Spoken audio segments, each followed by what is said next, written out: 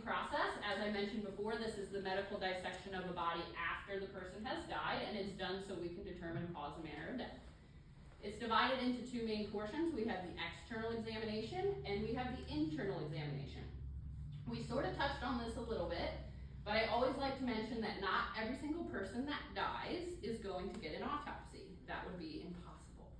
So, if you have medical history, if you're under the care of a doctor, if there's nothing traumatic or suspicious about your death, you have family there to claim you, and we know who you are, you're recognizable, then chances are you will not get an autopsy. Your cause of death will be determined based on your pre-existing health history, and that will be determined by the doctor that treats you for that health history. So that's not the case we don't do autopsies on every single case. Another example would be, maybe we start an autopsy, we open the person up, we see that they had a heart attack. Great, that is the cause of death. So we may do what is called a limited autopsy.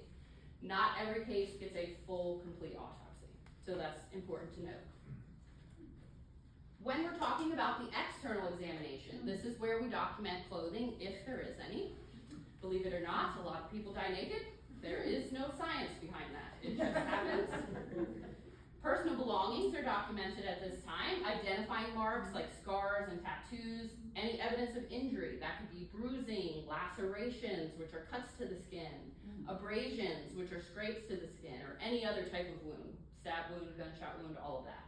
We also document postmortem change at this phase, and I'll go into postmortem change in more detail. These pictures here are from a case in New Jersey where an off-duty police officer was hunting in one of our local wooded areas, and he discovered a partially buried suitcase in the woods. Now, being the astute police officer that he was, he thought that does not belong there. And when he approached the suitcase, he could smell the very familiar smell we have all come to recognize in the field of decomposition.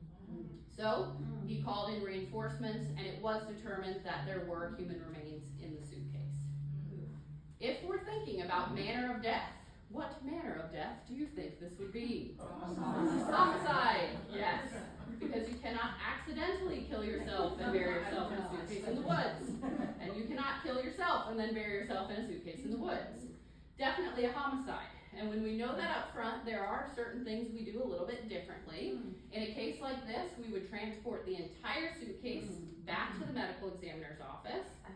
One, so we're not losing any evidence that might be present, and two, so the doctor can see exactly how the person is positioned inside of the suitcase.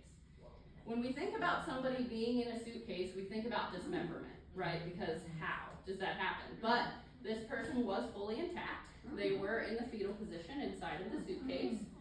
We removed them, of course, to do the autopsy. We were able to determine that this was a female and that she had been strangled.